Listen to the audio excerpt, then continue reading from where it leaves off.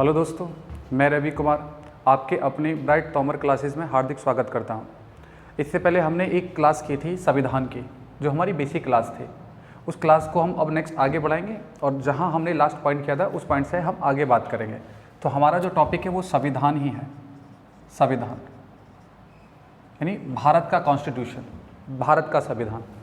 इस संविधान के बारे में हमने पहले भी बातें की हैं। मैंने आपको ये भी बताया था कि संविधान शब्द का मतलब क्या होता है, संविधान किन शब्दों को मिलकर बना है। तो दो शब्दों से मिलकर बना है।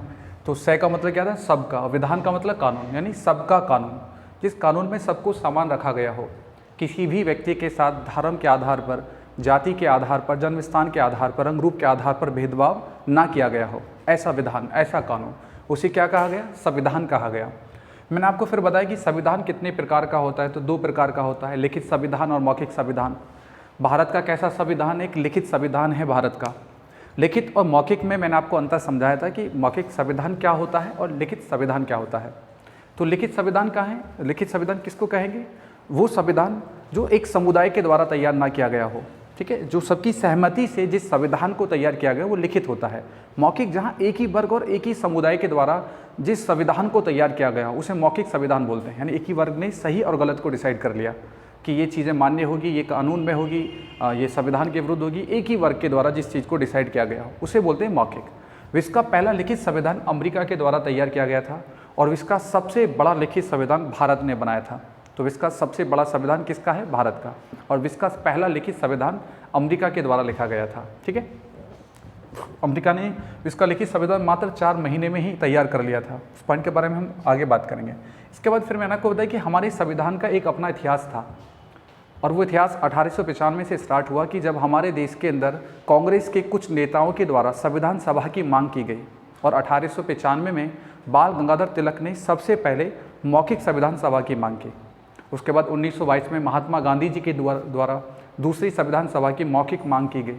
वहाँ पे भी अंग्रेजों ने कोई निर्णय नहीं लिया। 1934 की एक महत्वपूर्ण मांग रही क्योंकि 1934 में एम.एन. राय के द्वारा लिखित संविधान सभा की मांग की गई। वो लिखित संविधान सभा की बात की उन्होंने 1934 के अंदर, लेकिन उस मांग को भी ब्रिटिश गवर्नमेंट के द्वारा ठुकरा दिया गया और 1938 में वयस्क मताधिकार के आधार पर संविधान सभा की मांग पंडित जवाहरलाल नेहरू के द्वारा रखी गई। पंडित जवाहरलाल नेहरू ने कहा कि इस देश के संविधान को इस देश की युवा की विचारधारा पर तैयार किया जाएगा और वयस्क मताधिकार के आधार पर संविधान सभा की मांग करने वाले व्यक्ति पंडित जवाहरलाल नेहरू बने। लेकिन 1938 तक भी हमारी किसी भी मांग को स्वीकृति ब्रिटिश सरकार के द्वारा नहीं दी गई। फिर 1940 में एक प्रस्ताव आया जिसका नाम रखा अगस्त प्रस्ताव, 8 अगस्त 1940 को। इस समय ब्रिटिश प्रधानमंत्री विंस्टन चर्चिल था और भारत का वास्ता लॉर्ड लिनलिथिगो था। और अब चर्चिल ने एक प्रस्ताव में कहा कि हम भारतीयों को संविधान सभा देने की अनुमति देते हैं। जब ये बात भारत आई तो हमें बहुत खुशी हुई कि हम संविधान सभा की मांग कर रहे थे और अंग्रेज हमें संविधान सभा देने के लिए तैयार हो गए हैं, उन्हें स्वीकृति देती है। उन्होंने कहा कि हम भारत को संविधान सभा देंगे, लेकिन भारत को संविधान सभा में डोमिनियन स्टेट दिया जाएगा। जब डोमिनियन स्टेट की बात आई तो हमें यह बात बिल्कुल अच्छी नहीं लगी, क्योंकि हम पूर्ण स्वतंत्रता चाहते थे, पूर्ण स्वराज चाहते थे, हमें टुकड़ों वाली आज़ादी नहीं चाहिए थी। डोमिनियन स्टेट का मतलब है कि भारत को अंग्रेज छोड़कर चले जाएंगे, भारत के संविधान को भारतीयों के द्वारा तैयार किया जाएगा, यहाँ की सरकार को भारत के लोग ही चुनेंगे, लेकिन सरकार के द्वारा लिए गए हर निर्णय को ब्रिटेन की संसद में भेजा जाएगा, लंदन भेजा जाएगा और वहाँ से अनुमति मिलने के बाद ही वो कानून यहाँ पर लागू होगा। अगर उस कानून को वहाँ अनुमति नहीं दी गई तो वहाँ लागू नहीं किया जाएगा। उसको बोलते हैं डोमिनियन स्टेट। उसके फ़ायदे भी होते हैं, नुकसान भी होते हैं, लेकिन हमें कोई फ़ायदे की ज़रूरत नहीं थी। हम अपने देश को अपने तरीके से चला सकते थे, ठीक है, हमें कोई आवश्यकता नहीं थी उनके डोमिनियन स्टेट की, इसलिए हमने ठुकरा दिया अगस्त प्रस्ताव को। और 1940 में वो क्यों माने, मैंने आपको बताया कि 1939 में सेकेंड वर्ल्ड वॉर स्टार्ट हो गया। जब द्वितीय विश्व युद्ध हुआ तो जर्मनी ने किसके ऊपर निशाना साधा, इंग्लैंड और फ्रांस के ऊपर निशाना साधा और फ्रांस तक उनकी सेनाएं पहुंच गई, जर्मनी की सेनाएं, उन्होंने फ्रांस तक कब्जे कर दिए। और जब फ्रांस तक उनकी सेनाएं पहुंची तो अब इंग्लैंड को डर लगने लगा कि फ्रांस को जीतने के बाद इंग्लिश चैनल को पार करके जर्मनी की सेनाएं इंग्लैंड पर हमला करेंगे और यदि सेकेंड वर्ल्ड वॉर को इंग्लैंड हार गया तो हमारा वर्चस्व खत्म हो जाएगा, क्योंकि उस दौरान में सबसे ज़्यादा देशों के ऊपर अगर किसी देश ने शासन किया तो इंग्लैंड ने किया था। अगर उनको ही कोई उनके ही घर में पीट के चला जाता तो उनका वर्चस्व और वजूद ही खत्म था। तो इसलिए उन्होंने फिर हमसे सहयोग की मांग की और 1940 में ब्रिटिश गवर्नमेंट ने हमारी बिना अनुमति के ही भारत को सेकेंड वर्ल्ड वॉर में झोंक दिया। हमने इसका बहुत बड़ा विरोध किया। भारत में व्यक्तिगत आंदोलन चलाया गया। हमने कहा लड़ाई आपकी, आप लड़ो, हम क्यों आपकी लड़ाई को लड़ने के लिए जाएं। जर्मनी भारत पर हमला नहीं कर रहा है, वो जर्मनी इंग्लैंड पर हमला करेगा। क्योंकि प्रथम वर्ल्ड वॉर में उनके द्वारा वर्साई की संधि में जर्मनी के ऊपर प्रथम विश्व युद्ध के आरोप लगाए गए। ठीक है, तो 1940 में अगस्त प्रस्ताव है जिसे खारिज कर दिया गया डोमिनिक स्टेट की वजह से। नेहरू जी ने एक वाक्य भी कहा, दरवाजे पर जंग लगी कील। फिर 1942 में क्रिप्स प्रस्ताव आया जिसमें उन्होंने कुछ सीटें डिसाइड करी कि इन सीटों पर हम चुनाव कराएंगे और जो इन सीट में सबसे ज़्यादा सीट लेकर आएगा वही दल भारत के संविधान का निर्माण करेगा। और 1942 के क्रिप्स प्रस्ताव को भी खारिज कर दिया क्योंकि 1942 में ब्रिटिश सरकार ने कहा कि जो भारत के संविधान को ब्रिटिश प्रांत या देशी रियासत स्वीकार नहीं करेगी वो अपने लिए अलग संविधान बना लेगी। इस बात को सुनने के बाद किसी भी देशी रियासत ने भारत में मर्ज होने के लिए अनुमति तैयार नहीं हुई, मर्ज होने के लिए बिल्कुल भी तैयार नहीं हुई। ना होने का एक ही कारण था, वो अब अलग संविधान बनाकर रहना पसंद करने लगे कि हम अलग बनाकर रहेंगे। ठीक है, तो 1942 में कहा और गांधी जी ने आरोप लगाया कि दिवालिया बैंक की तिथि से निकला हुआ चेक और क्रिप्स प्रस्ताव को खारिज कर दिया। जो बातें क्रिप्स प्रस्ताव के अंदर कही गई वो बातें 1946 के कैबिनेट मिशन प्लान में भेजी गई और कैबिनेट मिशन प्लान 1946 में भारत आया और 1942 में हमारे उनके बीच में समझौता हो गया। उन्हें कह दिया कि ठीक है, आप जैसा संविधान बनाना चाहें बना लें, आपका संविधान आपके तरीके से ही बनेगा। ठीक है, ये आपका मामला है कि आप देशी रियासतों से ब्रिटिश प्रांत से किस प्रकार से डील करते हैं, हम इंटरफेयर नहीं करेंगे। ठीक है, लेकिन फिलहाल में आप हमारे साथ सेकंड वर्ल्ड वॉर को लेने और जैसे ही सेकंड वर्ल्ड वॉर खत्म होगा ब्रिटिश गवर्नमेंट सबसे पहले आपके लिए संविधान सभा के लिए काम करेगी। तो 1945 में द्वितीय विश्व युद्ध समाप्त हुआ और 1946 में ब्रिटिश सरकार के द्वारा भारत में एक मिशन भेजा गया, cabinet mission plan. Cabinet mission plan 1946। देखो, बातें 1942 की थी, जो बातें 1942 के प्रस्ताव में रखी गई वही बातें कैबिनेट मिशन प्लान 1946 में रखी गई। 3 सदस्य ही क्रिप्स प्रस्ताव में, 3 ही सदस्य कैबिनेट मिशन प्लान 1946 के अंदर भेजे गए। लेकिन अब प्रधानमंत्री बदल गया। 1945 में वहाँ पे चुनाव हुए और चर्चिल की जगह वहाँ पर लेबर पार्टी बहुमत में है और क्लीमेट एटली ब्रेटन का प्रधानमंत्री बना और प्रधानमंत्री बनते ही उसने भारत का वायसराय लॉर्ड माउंटबेटन को बनाया और माउंटबेटन को बनाने के बाद 1946 में कैबिनेट मिशन प्लान को भारत भेजा 1946 के अंदर। तो कैबिनेट मिशन प्लान कब आया? 1946 में। और इसका अध्यक्ष कौन था? इसका अध्यक्ष बनाया गया था पैथिक लॉरेंस को और पैथिक लॉरेंस क्रिप्स प्रस्ताव में एक सदस्य के रूप में आया था। तो अध्यक्ष पैथिक लॉरेंस बना और सदस्य कौन थे? Sir Stafford Cripps, A B Alexander.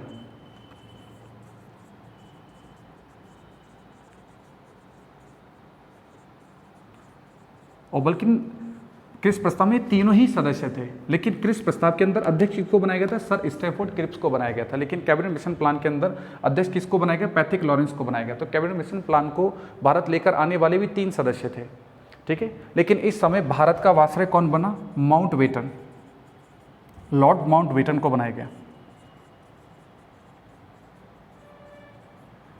देखो, अगर सारे वायसराय में अगर हम बात करें तो सबसे ज़्यादा अगर पावर किसी वायसराय को दी गई तो लॉर्ड माउंटबेटन को दी गई थी 1946 के अंदर, क्योंकि 1946 में भारत के अंदर मुस्लिम लीग और कांग्रेस के बीच में विभाजन वाला मामला चल रहा था और अंग्रेज भारत विभाजन का आरोप अपने माथे नहीं चढ़ना चाहते थे। तो चाहते थे कि जल्द से जल्द भारत को संविधान सभा दे दी जाए। ठीक है, लेकिन 1946 में माउंटबेटन योजना आई, उसके बाद इन्होंने प्रस्ताव को भेजा, ब्रिटेन से एक बिल पारित हुआ और बिल पारित होने के बाद 3 जून 1947 को माउंटबेटन योजना भारत में लागू की गई और 3 जून 1947 को माउंटबेटन ने कहा कि भाई भारत को 15 अगस्त 1947 को आज़ादी दी जाएगी।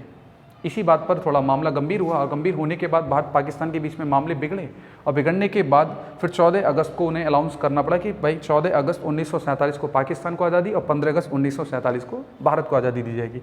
तो कैबिनेट मिशन प्लान के समय भारत का वायसराय लॉर्ड माउंटबेटन और सदस्य कितने? 3 थे, पैथिक लॉरेंस, एबी अलेक्जेंडर और सर स्टैफोर्ड क्रिप्स। अध्यक्ष पैथिक लॉरेंस था।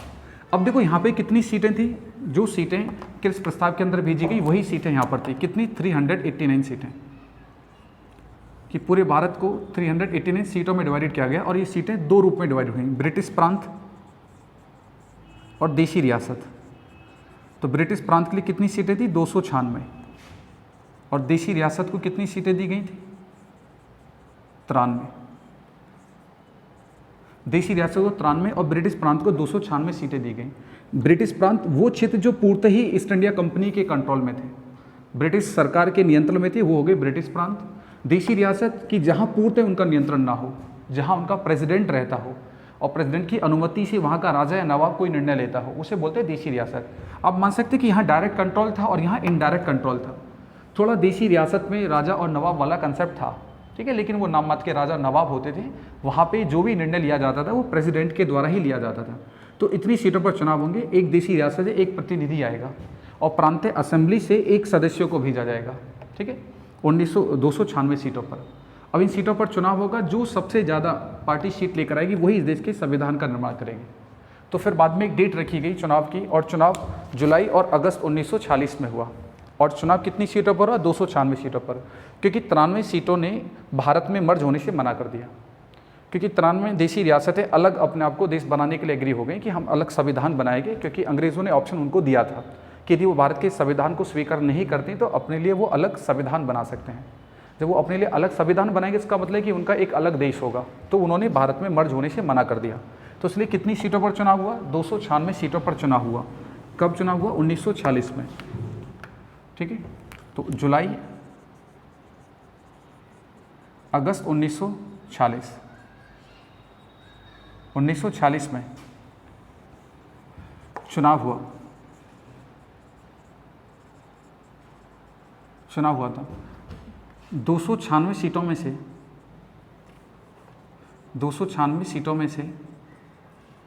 208 सीट कांग्रेस,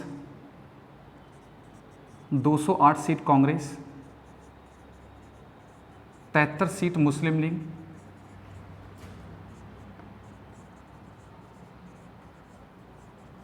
तथा 15 सीट अन्य दलों को प्राप्त हुई। 15 सीट अन्य दलों को प्राप्त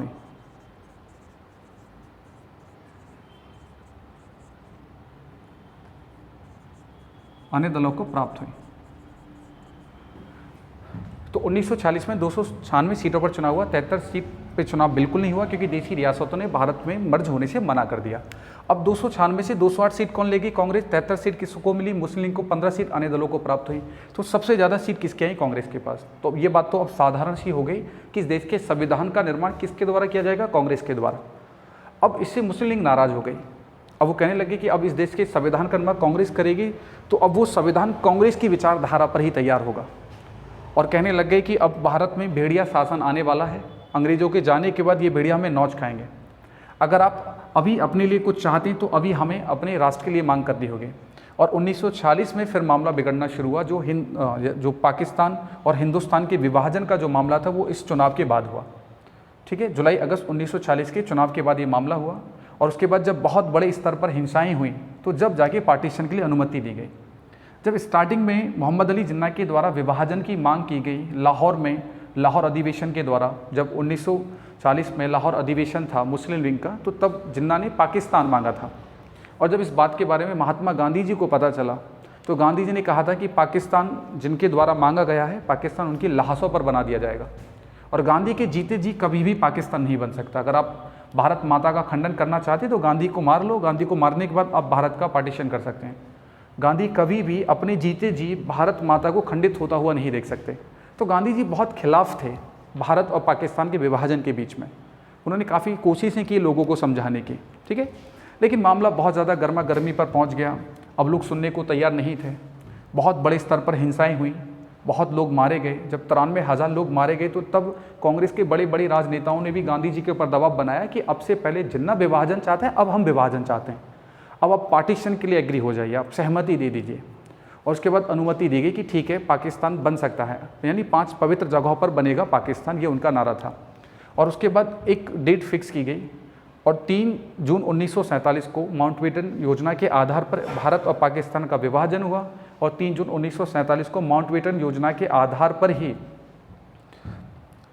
ये डेट फिक्स की गई कि 14 अगस्त 1947 को पाकिस्तान को आज़ादी दी जाएगी, 15 अगस्त 1947 को भारत को आज़ादी दी जाएगी, ठीक है। तो ये घोषणा कब होती है? 3 जून 1947 को। 3 जून 1947 को माउंटबेटन योजना के आधार पर भारत और पाकिस्तान का विभाजन किया गया।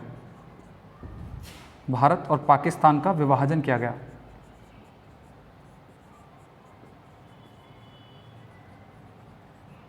विभाजन किया गया,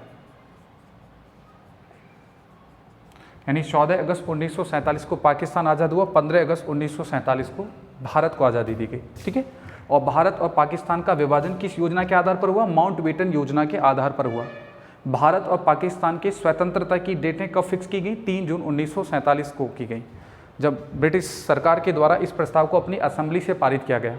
उसके बाद इस प्रस्ताव को 3 जून 1947 को भारत भेजा और भारत के वायसराय माउंटबेटन योजना के आधार पर इसका अनाउंसमेंट किया और कहा कि 14 अगस्त को पाकिस्तान आज़ाद होगा, 15 अगस्त 1947 को भारत को आज़ादी दी जाएगी। ठीक है, तो 1946 में चुनाव हुए और मुस्लिम लीग ने संविधान सभा में भाग नहीं लिया। और संविधान सभा की पहली बैठक कब हुई? अब लिखना है संविधान सभा के बारे में। संविधान सभा,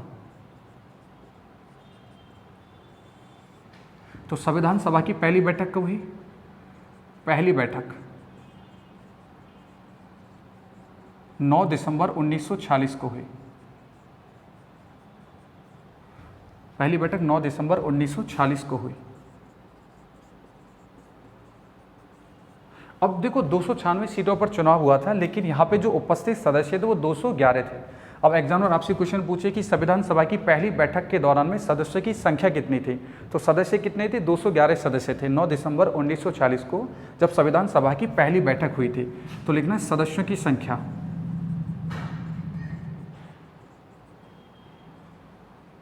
सदस्यों की संख्या 211 थी। बाद में सदस्य बढ़ते हुए चले गए और सदस्यों की संख्या 299 तक पहुंचे। तो 299 सदस्यों के द्वारा भारत की संविधान का निर्माण किया गया था। लेकिन प्रारंभ में जब संविधान सभा की पहली बैठक हुई थी तो कितने सदस्य थे? 211 सदस्य थे। अब 9 दिसंबर 1940 को संविधान सभा की बैठक उपस्थित हुई 211 सदस्यों के साथ। 211 के 211 सदस्य संविधान सभा में बैठे हुए थे। अब आपस में यही विचार विमर्श चल रहा था कि इसकी अध्यक्षता किसके द्वारा की जाएगी आज की बैठक की। तो वहाँ पे एक बहुत एजुकेटेड व्यक्ति थे जो संविधान सभा के सबसे शिक्षित आदमी थे, बाबा साहब अम्बेडकर। बाबा साहब अम्बेडकर ने फ्रांस के संविधान को पढ़ा और फ्रांस के संविधान के आधार पर सबसे बुजुर्ग सदस्य ही अध्यक्षता कर सकता है, जिसे अस्थायी अध्यक्ष कहा जाता है, जो सिर्फ एक दिन का अध्यक्ष। तो फ्रांस के संविधान को पढ़ने के बाद उन्होंने कहा कि 211 सदस्यों में से सबसे उम्रदराज व्यक्ति कौन है? तो सबसे उम्रदराज व्यक्ति कौन निकला? डॉक्टर सच्चिदानंद सिन्हा। तो डॉक्टर सच्चिदानंद सिन्हा को फ्रांस के संविधान के आधार पर 9 दिसंबर 1946 को संविधान सभा का अस्थायी अध्यक्ष बनाया गया। ठीक है, तो संविधान सभा के पहले अस्थायी अध्यक्ष कौन थे? अस्थायी अध्यक्ष डॉक्टर सच्चिदानंद सिन्हा।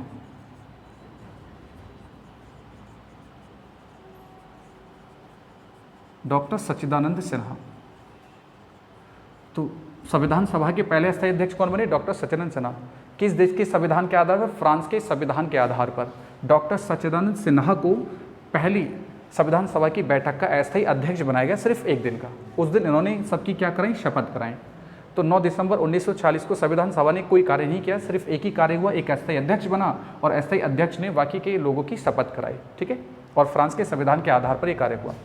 डॉक्टर सच्चिदानंद सिन्हा के बारे में हम पहले भी बात कर चुके, जब मैंने आपको पार्लियामेंट वाला टॉपिक पढ़ाया था।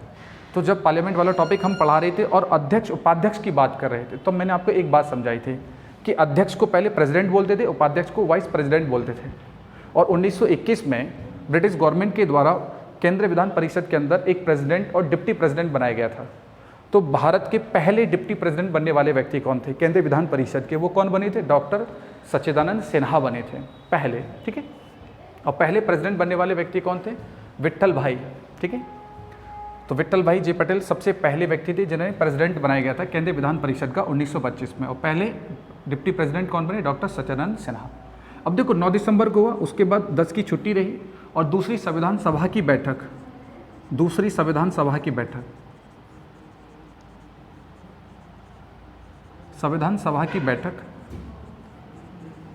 11 दिसंबर 1940 को हुई।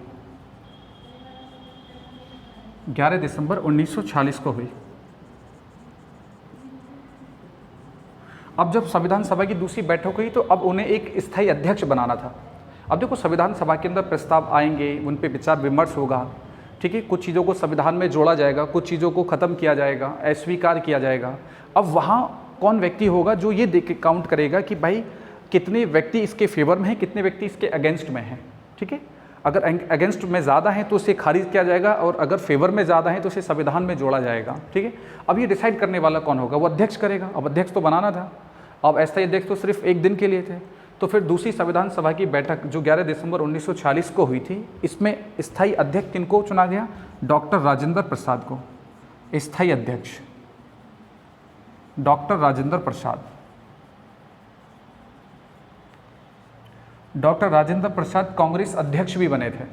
जब 1939 में नेताजी सुभाष चंद्र बोस के द्वारा त्यागपत्र दे दिया गया था कांग्रेस अध्यक्ष पद से, तो उसके बाद वो अध्यक्ष पद किनको दिया गया था? डॉक्टर राजेंद्र प्रसाद को दिया गया। और संविधान सभा के पहले स्थायी अध्यक्ष कौन बने? डॉक्टर राजेंद्र प्रसाद।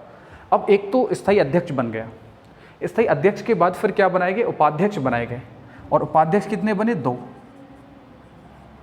अब 2 उपाध्यक्ष क्यों बनाए गए? भाई अध्यक्ष का स्वास्थ्य खराब हुआ, उपस्थित नहीं हो, तो फिर उपाध्यक्ष के द्वारा अध्यक्षता की जाएगी। और उपाध्यक्ष एक नहीं, कितने बने? 3 बने। ठीक है, तो चलो पहले उपाध्यक्ष लिखते हैं, HC मुखर्जी।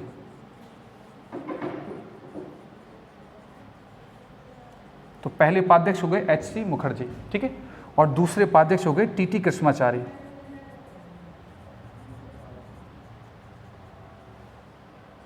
TT कृष्णाचारी। तो संविधान सभा के कितने उपाध्यक्ष बने थे? 2 बने थे, HC मुखर्जी और TT कृष्णाचारी। देखो TT कृष्णाचारी बहुत प्रसिद्ध व्यक्ति रहे हैं, संविधान सभा के उपाध्यक्ष भी रहे और प्रारूप समिति के सदस्य भी बने। एग्जाम में क्वेश्चन पूछ लेता है कि कौन सा संविधान सभा का उपाध्यक्ष प्रारूप समिति का सदस्य बना था, तो TT कृष्णाचारी प्रारूप समिति के सदस्य बने थे। ठीक है, जब BL मित्र के द्वारा स्वास्थ्य कारणों की वजह से त्यागपत्र दिया गया था, तो उसके बाद DP खेतान का देहांत हो जाने के बाद TT कृष्णाचारी को प्रारूप समिति का सदस्य बनाया गया था 1947 के अंदर। उससे पहले वो क्या रहे थे? संविधान सभा के उपाध्यक्ष रहे थे। तो 11 दिसंबर 1940 को जो दूसरी संविधान सभा की बैठक हुई थी, उस बैठक में क्या कार्य हुआ? एक तो अध्यक्ष बना और 2 उपाध्यक्ष बनाए गए। अब इसके बाद तीसरी बैठक हुई 13 दिसंबर 1940 को। ठीक है, वैसे टोटल 166 बैठकें हुई हैं संविधान सभा की। तो ऐसा नहीं कि हम 166 बैठक के बारे में बात करेंगे, हम उन बैठकों के बारे में बात करेंगे जो हाईलाइटेड बैठक थी, जो प्रसिद्ध बैठक थी। ठीक है, जहाँ यूनिक कार्य हुआ था, उन बैठकों के बारे में बात करेंगे। तो तीसरी बैठक कब हुई? 13 दिसंबर 1940 को। तीसरी बैठक 13 दिसंबर 1940 को हुई। 13 दिसंबर 1940 को हुई थी। इस बैठक में पंडित नेहरू ने उद्देश्य प्रस्ताव को प्रस्तुत किया था। उद्देश्य प्रस्ताव को प्रस्तुत किया था।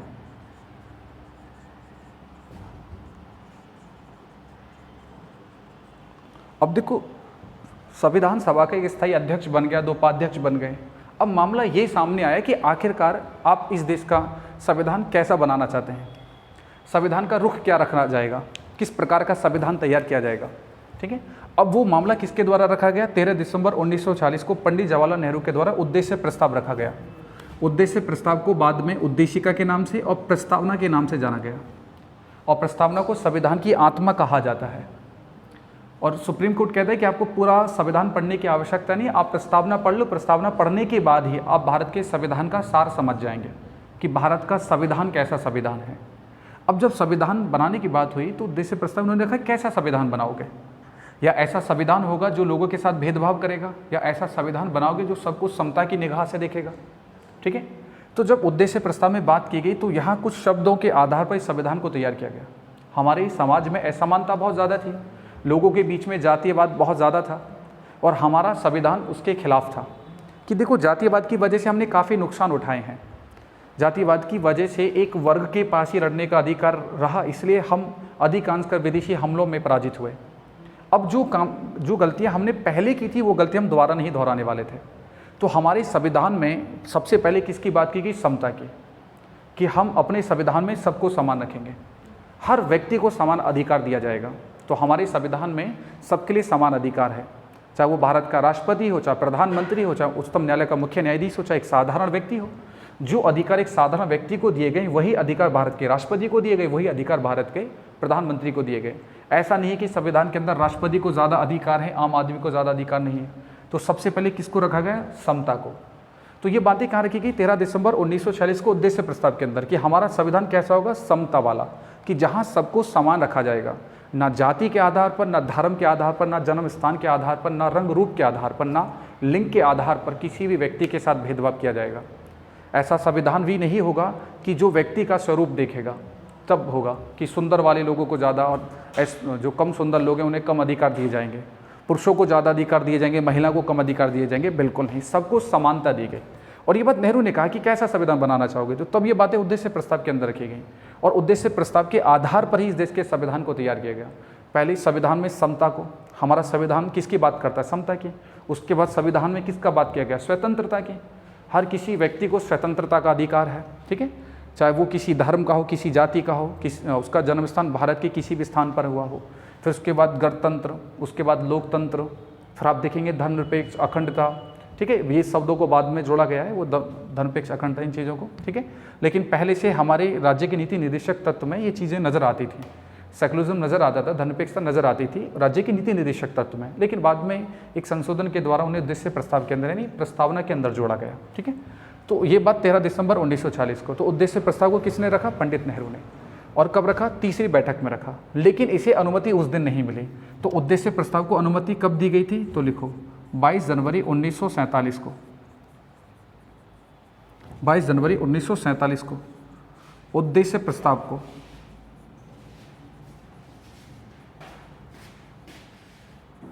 प्रस्ताव को संविधान सभा ने अपनाया। संविधान सभा ने अपनाया था। तो 22 जनवरी 1947 को उद्देश्य प्रस्ताव अपनाया गया और 13 दिसंबर 1940 को उद्देश्य प्रस्ताव प्रस्तुत हुआ। उद्देश्य प्रस्ताव को किस व्यक्ति के द्वारा प्रस्तुत किया गया, पंडित नेहरू के द्वारा प्रस्तुत किया गया। हमारे संविधान का सार क्या होगा, हमारे संविधान का स्वरूप क्या होगा, ये किससे निर्धारित हुआ, उद्देश्य प्रस्ताव से निर्धारित हुआ। तो दोनों डेट इंपॉर्टेंट हैं। पहला कि उसे कब प्रस्तुत किया गया, किस व्यक्ति ने किया, और उसे संविधान सभा ने कब अपनाया, कब स्वीकार किया। तो अपनाया 22 जनवरी 1947 को और प्रेजेंट किया गया 13 दिसंबर 1940 को, ठीक है। तो उद्देश्य प्रस्ताव अपनाया, उसके बाद फिर संविधान पर कार्य होने शुरू हो गए। संविधान को बनाने के लिए जो जो चीज़ें संविधान में जोड़ी जाती थी उन्हें संविधान सभा के समक्ष प्रेजेंट किया जाता था, विचार विमर्श होता था, डिस्कशन होता था, उसके बाद उसे संविधान में जोड़ा जाता था। ऐसा भी नहीं कि मनमर्जी से कुछ भी संविधान के अंदर जोड़ दिया, ठीक है। हर चीज़ के ऊपर विचार विमर्श करने के बाद उसके ऊपर पूरी बहस होने के बाद ही उसे संविधान के अंदर जोड़ा गया। हर चीज़ को एक्सप्लेन किया गया, हर चीज़ को समझाया गया कि इसका कितना महत्वपूर्ण स्थान है हमारे संविधान के अंदर, ठीक है। चलो अब नेक्स्ट देखते हैं। अब देखो 22 जनवरी 1947 को उद्देश्य प्रस्ताव स्वीकार किया गया। उसके बाद क्या कि कुछ कार्य संविधान सभा ने और भी किए, जैसे इस देश का राष्ट्रध्वज का स्वरूप क्या होगा, क्या राष्ट्रध्वज रखा जाएगा, ठीक है। इसके बाद राष्ट्रगान क्या होगा, इस देश का राष्ट्रगीत क्या होगा। तो ये सारे कार्य किसके द्वारा किए गए, संविधान सभा के द्वारा किए गए। अब देखो हमने अपने संविधान को 60 देशों से अपनाया, लेकिन हर देश का अपना राष्ट्रध्वज अलग है, राष्ट्रगान अलग है। तो अब ऐसा तो नहीं कि हम किसी भी देश का राष्ट्रध्वज अपने देश में अपना लेंगे, तो वो तो संविधान सभा के द्वारा ही डिसाइड किया जाएगा। तो संविधान सभा ने 22 जुलाई 1947 को 22 जुलाई 1947 को राष्ट्रध्वज को अपनाया था, राष्ट्रध्वज को अपनाया था। तो 22 जुलाई 1947 को किसको अपनाया गया, राष्ट्रध्वज को। और संवैधानिक स्वरूप क्या रखा गया राष्ट्रध्वज का, संवैधानिक स्वरूप लंबाई अनुपात चौड़ाई। तो 3 मीटर लंबाई और 2 मीटर चौड़ाई, ये हमारे राष्ट्रध्वज का संवैधानिक स्वरूप है कि वो 3 मीटर लंबा होगा, 2 मीटर चौड़ा होगा, ठीक है। बनाने के लिए आप कितना बड़ा भी राष्ट्रध्वज बना सकते हैं, इस बात से कोई दिक्कत नहीं है। लेकिन जो संवैधानिक राष्ट्रध्वज होगा वो 3 मीटर लंबा होगा, 2 मीटर चौड़ा होगा। जैसे राष्ट्रपति भवन पर, भारतीय संसद पर या उच्चतम न्यायालय पर जो राष्ट्रध्वज लहराया जाता है उसका लंबाई कितना होगा, 3 मीटर, और चौड़ाई कितना होता है, 2 मीटर होता है, ठीक है। जो संवैधानिक स्थलों पर लगाया जाता है उसकी डिस्टेंस इतनी है, यानी जो लंबाई और चौड़ाई वो इसी रेशियो में रखी जाती है। कभी कभी इसका रेशियो बदल के पूछ लेगा कि संवैधानिक स्वरूप कितना, चौड़ाई अनुपात लंबाई पूछ लेगा, तो चौड़ाई 2 मीटर, लंबाई 3 मीटर। अब चौड़ाई को चाहे आगे रख ले चाहे पीछे रख ले, ठीक है। आप बता देंगे 2 मीटर चौड़ा था और 3 मीटर लंबा था संवैधानिक स्वरूप का, ठीक है, राष्ट्रध्वज का। अब देखो फिर कुछ संविधान सभा ने नियम रखे कि राष्ट्रध्वज का सम्मान करना प्रत्येक भारतीय नागरिक का कर्तव्य है। अब इसके रेस्पेक्ट रखे गए कि आप कैसे राष्ट्रध्वज के प्रति सम्मान जाहिर करेंगे। देखो, आप बिना बेल्ट पहने हुए राष्ट्रध्वज को नहीं पकड़ेंगे। अगर आपने बेल्ट पेटी पर पहन रखी तभी आप राष्ट्रध्वज को पकड़ेंगे। राष्ट्रध्वज को कभी एक हाथ से नहीं पकड़ा जाता। आप कभी भी देखेंगे अर्धसैनिक बल को या भारतीय सेना को कि जब वो राष्ट्रध्वज को लेते दोनों हाथों में लेके चलते हैं, और वो चेस्ट से ऊपर होगा, ऐसे नहीं होगा वो ऐसे लेके चल रहा होता है, चेस्ट से ऊपर रखता है राष्ट्रध्वज को।